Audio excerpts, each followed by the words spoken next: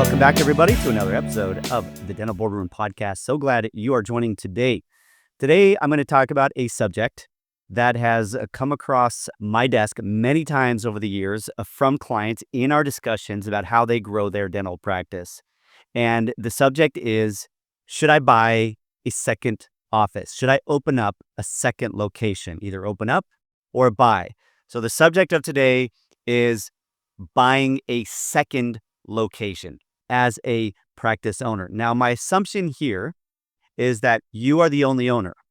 If you have another partner, so there's two of you as owners running two different locations, I'm going to have a different conclusion or a different analysis on that. This is you as a single doctor with a single tax ID, a single entity, and you're running one practice and you're running it quite well. And so now it feels like the next step is for you to replicate your success in another location. And we do so by having an associate sort of take over a lot of the production in location one, so we can go and do our thing successfully again in a new location. Now, I need to first start off by saying this is really important. You're going to find that the hurdle of doing that successfully is quite high. And I'm going to explain why. And I'm going to use the numbers to tell the story of why many have done this and few have succeeded. And I'm not saying, if you're listening to me, I'm not saying you can't succeed. Maybe you have succeeded and you're listening to this. This is a common outcome. It is not the only outcome. But if you're going to open up a second location, I absolutely want you to go into it eyes wide open with what the economics look like and why it's so hard, and why many dentists have had to sort of back out after a number of years, a lot of stress, and lower money by having a second location. You can be successful, but I need to emphasize that running a second location requires that you don't just double your business management skills. You need to quadruple your business management skills. And business management is about leadership. It's about hiring and team management. It's about culture. It's about processes. It's about technology. It's about assessing and understanding your financial context and your financial statements. All of that is a whole new talent. And many of you probably get excited by the concept of learning those things. You don't learn those in dental school. Some of you are thinking, I'd rather just have my one practice and go home and be with my kids for dinner. And so I'm not going to say what's right or wrong, but I am going to say to overcome this hurdle, I want you to understand the economics of what it means to open up a second location. So here I go. And if you are watching me on YouTube, I am sharing my screen. There are four main reasons to buy a second dental practice. Number one, twice the practice, twice the profits. Number two, you can have associates do all the hard work. Number three, great dentists are great business managers. Number four, everyone is telling you that you should do it. And they're right. All right, those are the four reasons to buy a second dental practice. And I know what you're thinking. Wait, Wes, I got the impression at the start of your podcast that it is not a good idea to open a second location, and yet you just gave me four compelling reasons to open up a second location. One, twice the practice, twice the profits. Two, you can have associates do all the work. Three, great dentists are great business managers. And four, everyone is telling you that you should do it, and they're right. Well, there are also four myths to buying a second practice. And guess what? Myth number one, twice the practice, twice the profits. Myth number two, you can have associates do all the hard work. Number three, great dentists are great business managers. And number four, everyone is telling you should do it, and they're right. These are the four myths of buying a second dental practice.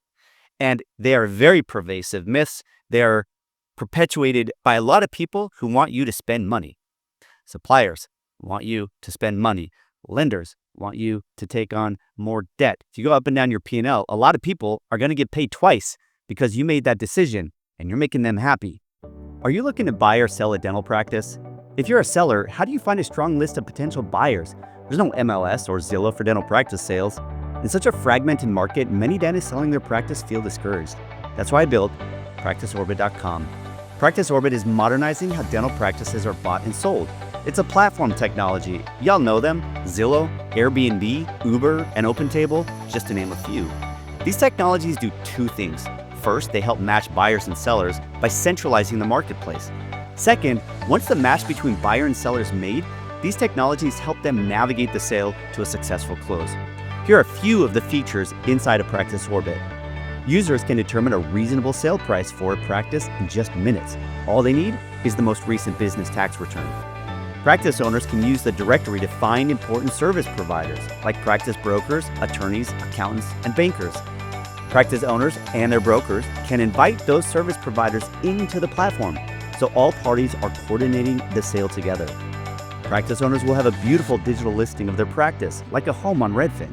And importantly, the listing will be anonymous, and personal information like your address, name, and pictures are only released after an NDA is signed and approved by you or your broker. Practice buyers can create saved searches to be auto-notified when new listings come on the platform that fit their desired specialty and location. And hey, dental practice brokers, you can list all your practices on the site for free. By doing so, you'll get access to PracticeOrbit's large pool of buyers, all of whom have created profiles and saved searches to be auto-notified when new listings come for sale. You can use the platform to introduce your listings to a targeted set of buyers. Additionally, and optionally, you can use the platform tools such as a built-in NDA, a customizable LOI, and a workflow tool to navigate the sale from LOI to closing. In fact, you can manage all your listings on the system, from listing the practice to NDA to LOI, and finally to closing the deal. Create your free account today at www.practiceorbit.com. Let's go through the economics of this to understand why this is so challenging. And let me run through two scenarios. In scenario one, I'm going to take a nice, even $1 million practice. Very simple math to start with. And let's look at the overhead of your practice. There are two main types of overhead. There are your variable costs and there are your fixed costs. I don't mean to sound like your economics teacher back as a freshman in college, but this is true. There are variable costs and there are fixed costs. The true variable costs of your dental practice are your labs and your supplies, because they go up and down directly with your collections. Your other costs are fixed. Your labor cost is pretty much the same month to month for the most part. Your rent is the same every month, or your building mortgage every month. Very much a fixed cost. Your marketing is generally fixed. You're paying some monthly amount to do mailers or to do SEO or online marketing or social media marketing, or maybe you have an ad agency or a marketing consultant helping you out. Generally, there's a fixed amount of that with some maybe variable costs associated with pay-per-click or whatnot. But for the most part, your advertising expenses and marketing expenses are roughly the same each month. Your administrative costs, like your accounting costs, your phone bill, those are pretty much the same from month to month. And those typically make up 85%. Now, you may be thinking, well, that's not entirely true, because if I end up only collecting $500,000 a year instead of $1 million, I'm probably not going to need all of my staff members and I'd have to let somebody go. And maybe I would downsize into a smaller space. Well, all that's true. And at the end of the day, every single cost in your P&L is variable. Because if you go from 1 million to 5 million, trust me, you're going to need a bigger space. So your rent goes up. You're going to need more labor. So that's going to go up. You're probably going to be marketing more to fill the chairs. Everything goes up at that point. But those are sort of stepped cost, not necessarily variable costs. Step costs go up with each sort of new phase of growth. But assuming that you're in this phase of around $1 million, maybe it goes down to 900, maybe it goes up to 1.1, but you're in this sort of phase. Now, that's at $1 million, but you may be in a $2 million practice. You may be in a $3 million practice, and you're in that stage. And that stage generally doesn't change dramatically from year to year, which means pretty much 80 to 85% of your cost structure, for the most part, is fixed. So in this example, I'm going to say 15% of your collections go to pay your variable costs, labs and supplies. And if you're doing $1 million a year, that's $150,000 or 15%. Now, your fixed costs are, in this example, if you add up all of your fixed costs, which are your labor, your facility, your marketing, your admin costs, they're coming out to $500,000 in this example. So your total overhead is $650,000 or 65%. And therefore, your operating income, this is before paying your debt. If you listen to my podcast, you know this is the punchline of the P&L. If you're a client of Practice CFO, it's a big orange highlighted row on your P&L that we give you every month. This is the most important number because it pays for you today, you in the future through savings. It pays your debt, it pays your taxes, and it pays your personal perks that you run through the business. That is your operating income. If I were going to buy your practice, that's the number that I really care about because I'm going to use that number to pay an associate, and the rest is my return on investment. So operating income here is 35%, 65% overhead, 35% profit, $350,000 profit on $1 million of collection. All right, now let's say if you had two scenarios to raise your operating income from $350,000 to $450,000. All right, so we want to get an extra $100,000 in your bottom line. That's fantastic. You can pay down your debt faster. You can save more money for your future. You can maybe spend a little bit more personally. All these great things that you can do with that extra $100,000. You're going to have to pay a little bit more in taxes on that, but overall, you're going to keep the majority of that, and that's going to go toward many wonderful things you can do with it. So your goal is to get an additional $100,000 in your bottom line. So option one is you do that in your existing practice. You're not going to start a second practice or to buy a second practice. Option number two is you do go to a second practice. And let's say you start up that practice. In order to net you the same $450,000, which is that extra $100,000 we want, let's compare option one and two. That's the analysis here. Going back to option one, here's what you have to do.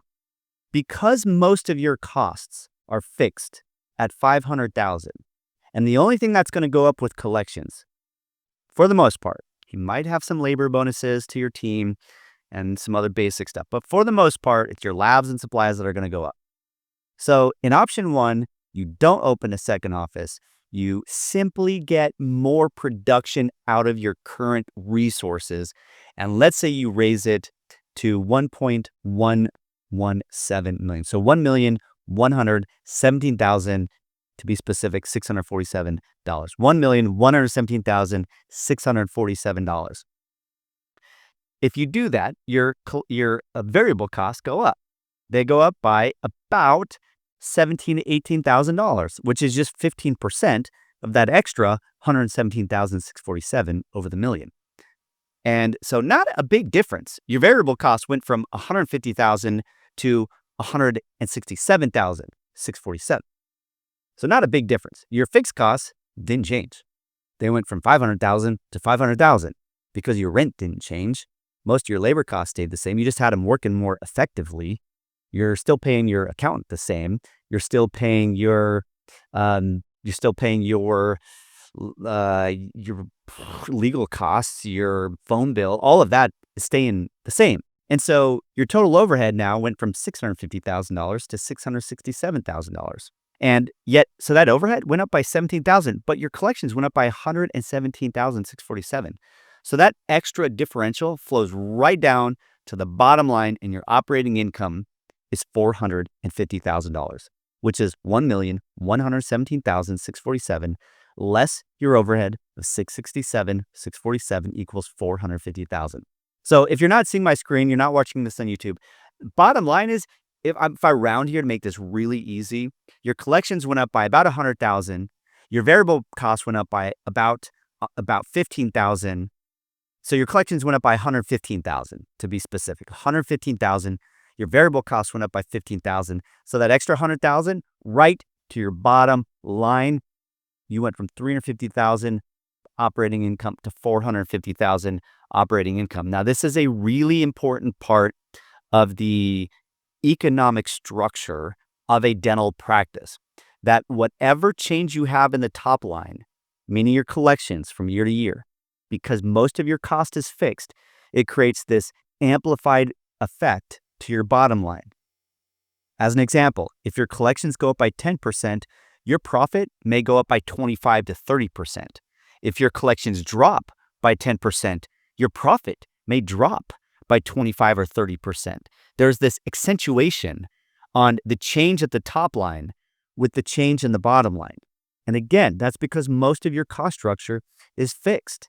That's why once you sort of pierce that fixed cost amount during the month, let's say it's somewhere around the 20th of the month that you have collected enough in revenue in collections to cover all of your fixed costs, every dollar above that, about 80 to 85%, is what's finally going down to your bottom line. So in a month where your fixed costs are $50,000, if you collect $50,000, your bottom line is zero. If you collect $80,000, your bottom line is $30,000. This is a really important concept. All right, now let's go look at option 2. What do you need to collect total between the two offices in order to net the $450,000 operating income? Well, because your fixed costs are essentially doubled. Now, it's not going to be exactly that way. You may open up a second office that has a lower fixed cost than the first office, or more fixed cost than the first office, depending on the size of it.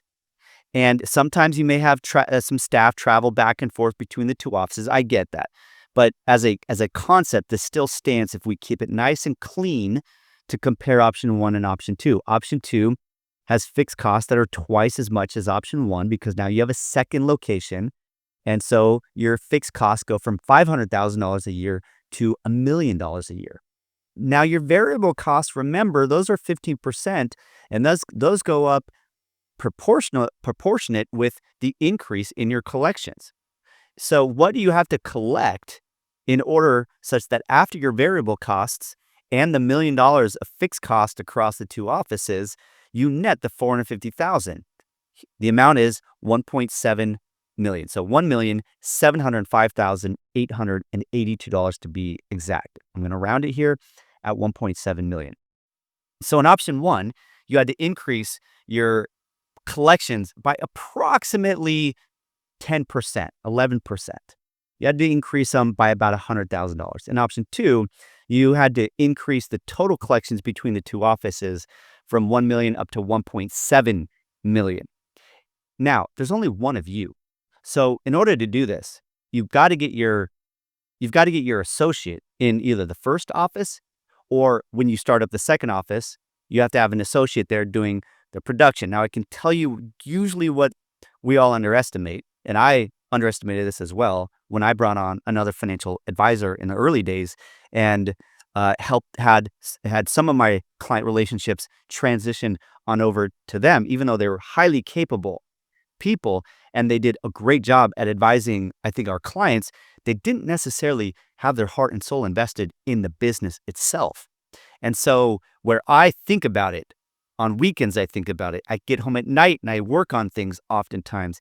It's a part of my soul. It's a part of who I am. I love it so much. It's really hard to get somebody else to replicate that level of commitment and devotion to the profitability and the success of the dental office. And so oftentimes we just assume that others will love it as much as you do, but in reality, they don't, primarily because they don't have equity. And even sometimes you can grant equity and they still don't love and care for it like you did. That's why so often what happens is when we leave and we go to the second location, we start building that location up. The first location can get neglected. I've seen this happen many, many times.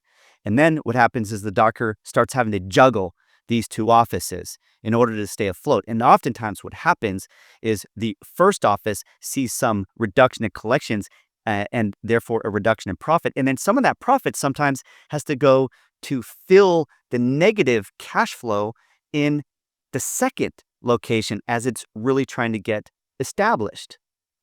And so the amount of work and headache and stress and stretching and business management and savvy needed to open up successfully and run a second location is really high.